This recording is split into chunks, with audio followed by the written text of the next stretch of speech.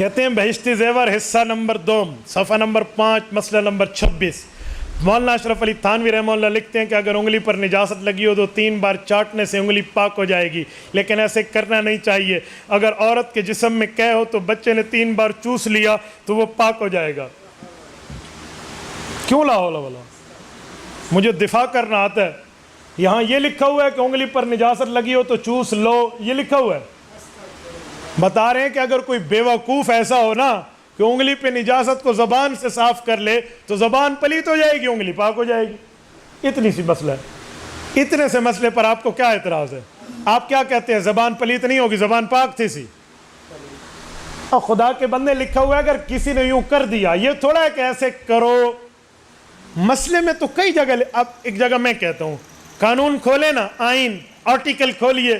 اگر آپ لا کے اسٹوڈنٹ ہیں، اگر آپ نے لا پڑھا ہے یا لا سنا ہے تو آپ آئین کانسٹیٹیوشن آف دا پاکستان جو ہمارے آئین کی بک ہے اس کو کھولے، اس میں لکھا ہوگا کہ کسی نے اگر زنا کیا تو اس کی یہ سزا ہے. تو اس کا کیا مطلب ہے؟ ہمیں آئین کہتا ہے زنا کرو، کھوتی کو ہاتھ لایا، لوگوں دا عقل کوئی نہیں. بھائی آئین بہشتی زیور آئین اسلام کی کتاب ہے، قانون اور فقہ کی کتاب ہے. اس میں تو لکھا جائے گا یوں کریں گے یوں ہوگا، یوں کریں گے یوں ہوگا، یوں کریں گے یوں ہوگا. آئین اور قانون اور لا کی بکوں میں لکھا جاتا ہے یوں جرم کرو گے یہ سزا ہے، یہ جرم ہے یہ تعزیر ہے، یہ جرم ہے یہ سزا ہے. یہاں تو یہی لکھا ہوا ہے. بھائی اشرف علی تھانوی رحمہ اللہ نے قانونی کتاب بہشتی زیور لکھی ہے، اس میں سزائیں لکھی ہیں. اور جو ان کی اسلامی کتابیں ہیں خطبات حکیم الامت 32 جلدوں میں ہیں، وہ آپ کو نظر کیوں نہیں آتی؟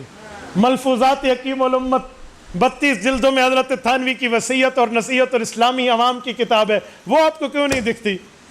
آئین کی کتاب میں لکھا ہوا ہے کسی کے پاس شراب کی 2 بوتلیں پکڑی گئی اور وہ مسلمان ثابت ہوا تو 6 مہینے قید ہے. تو اس کا کیا مطلب ہے؟ ہمیں قانون کہتا ہے بھی 2 بوتلیں بوجھے جگتی رہو. ہاں آئین ہمیں یہ کہہ رہا ہے کہ 2 بوتلیں اپنی جیب میں رکھ لو. آئین کی کتاب میں لکھا ہے کسی بسیتے نے یوں کر لیا تو وہ یوں ہوگا، حکم تھوڑی ہے. عجیب بات ہے. حضرت تھانوی رحمۃ اللہ علیہ نے 1800 کے لگ بھگ کتب لکھی ہیں.